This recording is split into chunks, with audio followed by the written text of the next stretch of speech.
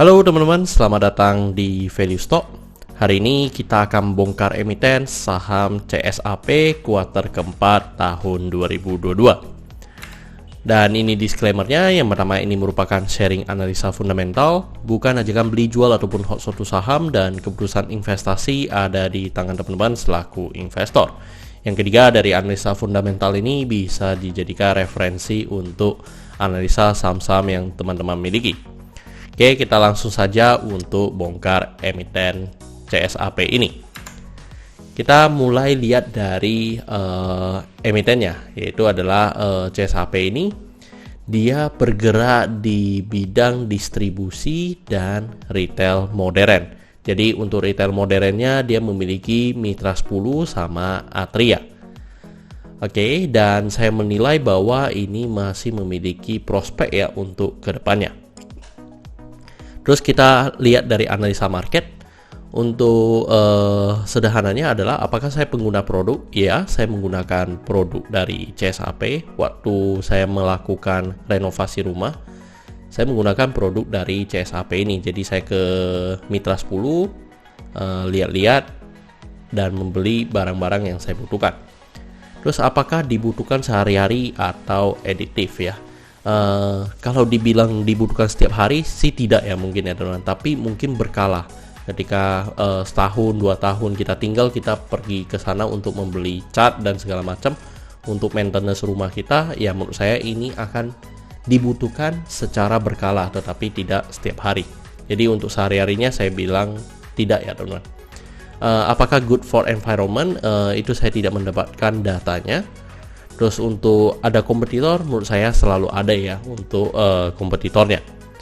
Terus yang berikutnya adalah apakah dia memiliki namanya ekonomi MOA, dan menurut saya dia iya teman-teman, yang dimana dia menawarkan cara experience belanja yang berbeda ya dibandingkan toko bangunan yang lain. Yang dimana ke toko bangunan kita udah tahu kita mau beli apa, kita langsung grab and go gitu.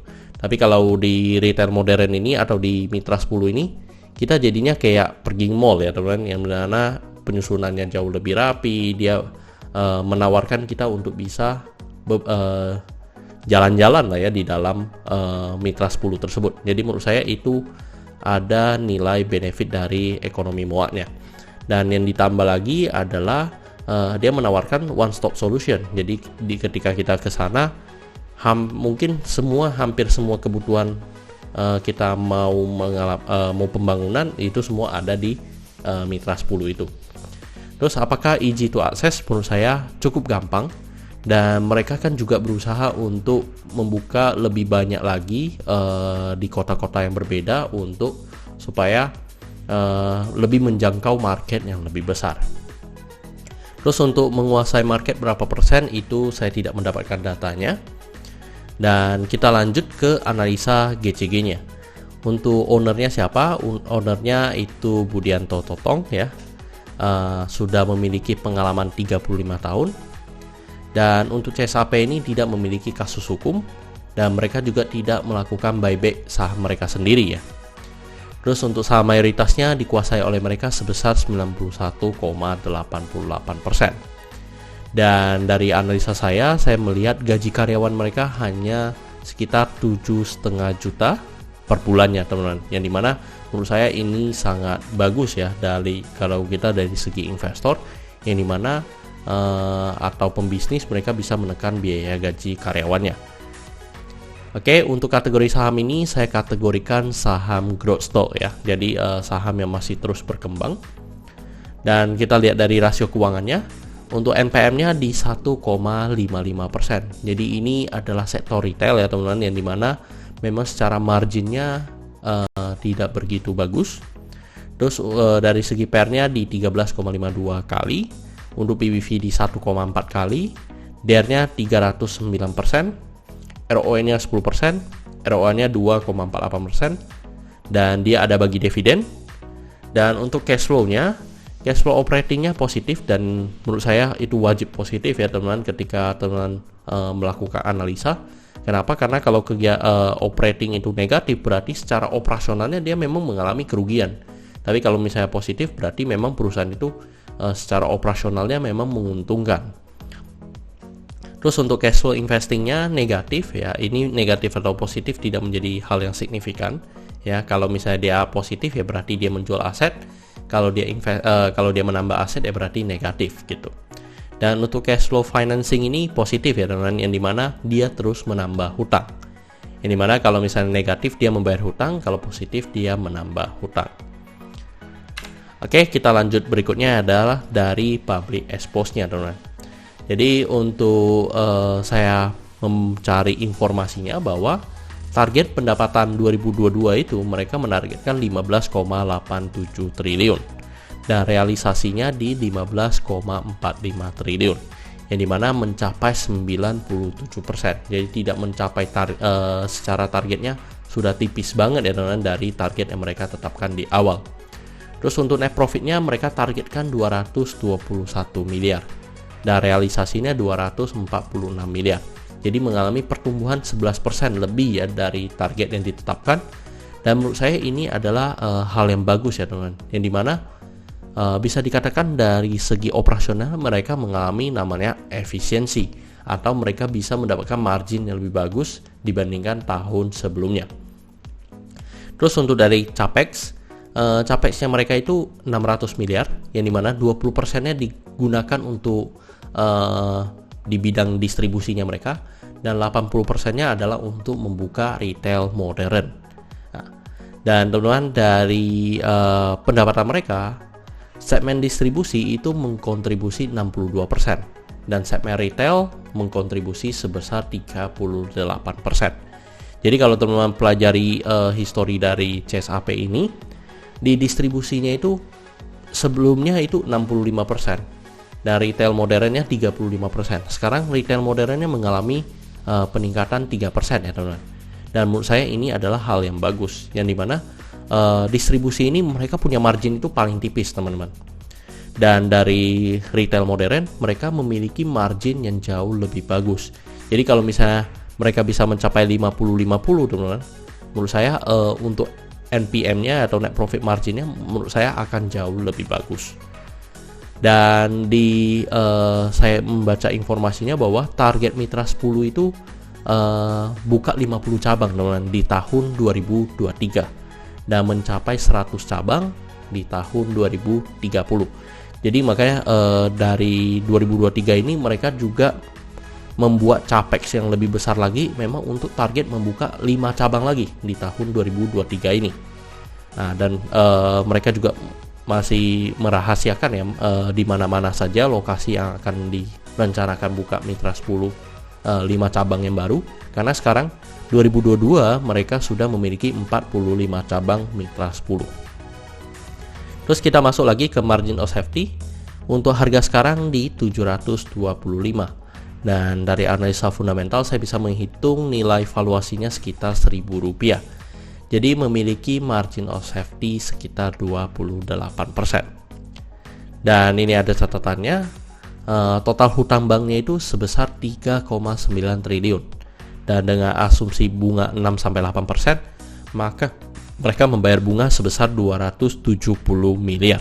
Jadi teman-teman lihat, hutang banknya aja, bunganya aja 270 miliar, sedangkan realisasi net profitnya aja 246 miliar.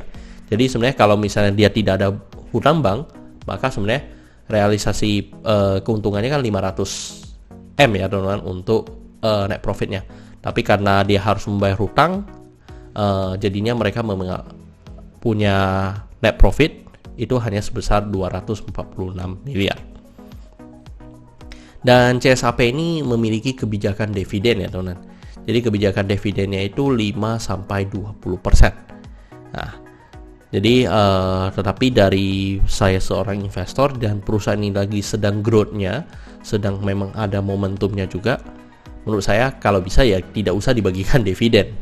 Yang dimana lebih baik dividen tersebut digunakan untuk melunasi hutangnya, sehingga mereka tidak memiliki beban bunga yang cukup tinggi. Oke, kita lanjut lagi ke kesimpulannya teman-teman. Jadi ini kesimpulan dari CSAP. Untuk produk dan jasanya apakah punya prospek? Menurut saya yes, punya prospek, yang dimana mereka punya produk itu adalah produk pembangunan. Jadi jika pembangunan ataupun maintenance rumah ya, yang dimana hampir kita itu semua memiliki tempat tinggal, dan itu pasti perlu dilakukan maintenance ya. Jadi untuk produk dan jasa dari CSAP ini menurut saya masih sangat dibutuhkan oleh kita semua. Terus untuk GCG-nya berpengalaman, yes berpengalaman, dan malahan pengalamannya lebih dari 30 tahun, dan memang dia adalah founder yang merintis dari CSAP dari nol ya mungkin ya. Terus untuk revenue-nya apakah capai target? Tidak capai target, tapi sebenarnya memiliki margin yang sangat tipis ya, udah 97%. Jadi sebenarnya bisa dikatakan cukup mencapai target ya dari revenue-nya. Net profit-nya ciamik ya teman-teman, yang dimana mengalami tebus dari target yang ditetapkan, dan malahan lebih bagus lagi dibandingkan tahun sebelumnya, padahal dengan hutang yang jauh lebih tinggi, tetapi mereka masih bisa mencapai net profit yang lebih tinggi juga. Terus untuk asetnya apakah produktif? Asetnya cukup produktif. Setelah saya lihat memang rata-rata persediaan ya, yang dimana mereka sediakan untuk tampil di retail modernnya mereka. Jadi menurut saya cukup aktif dan cukup produktif juga dari segi asetnya. Hutang berbunganya rendah, saya bilang tidak, karena satu sisi dari segi DER-nya juga 300%, dan yang kedua adalah memang hutang berbunganya itu kalau dibanding dengan net profitnya memang melebihi net profitnya teman-teman. Jadi hutang berbunganya cukup tinggi. Tetapi semua hutang berbunganya ini adalah memang untuk ekspansi ya teman-teman. Jadi mungkin untuk di saat-saat mereka lagi proses ekspansi ini memang akan kerasa berat sekali, karena memang memiliki hutang bunga yang cukup lumayan. Tetapi kalau misalnya sudah berjalan 2-3 tahun itu sebenarnya dan bisa sesuai dengan prediksi mereka, dari mereka membuka toko retail misalnya Mitra 10 dan menghasilkan profit, ya sebenarnya bisa membayar bunga tersebut teman-teman. Jadi itu bisa menjadi ekspansi yang cukup positif. Terus ROE-nya lebih dari bunga deposito, yes. ROE-nya lebih dari 7%. Margin of safety-nya positif, yes, positif. Untuk dividennya lebih dari 7%, tidak ya teman-teman. Mereka bagi dividen, tetapi dividennya masih tidak mencapai 7%. Dan apakah sahamnya murah? Menurut saya masih cukup murah teman-teman. Dan inilah kesimpulannya teman-teman, 7/10. Dan pertanyaannya adalah apakah saya membeli saham CSAP ini? Jadi untuk saham CSAP ini saya sebenarnya sudah punya teman-teman, dan malahan saya memiliki average yang cukup rendah ya. Saya beli di bawah harga 500 teman-teman. Jadi saya udah keep cukup lama untuk saham CSAP ini.